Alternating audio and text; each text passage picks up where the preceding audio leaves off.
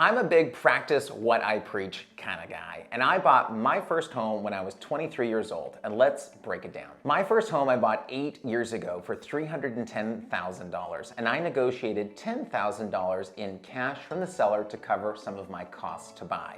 Now, when I was 23, I just got married and I was dead broke. 100% of the money that I made at the time and I had saved, I put into a down payment and had no money left. Now, the lovely father-in-law that I have actually gave me a $10,000 loan to renovate that house because he didn't want my lovely wife and his daughter to live in that property because it was disgusting.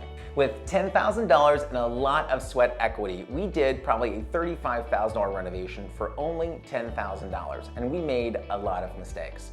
But that $310,000 property 8 years later is now worth $420,000, has a long-term tenant in it cash flowing for $500 a month, and we've made almost $180,000 in profit on that property in the last 8 years. So if you think you have limitations in buying your first home, there is really no limitations. It's a choice and you choose today.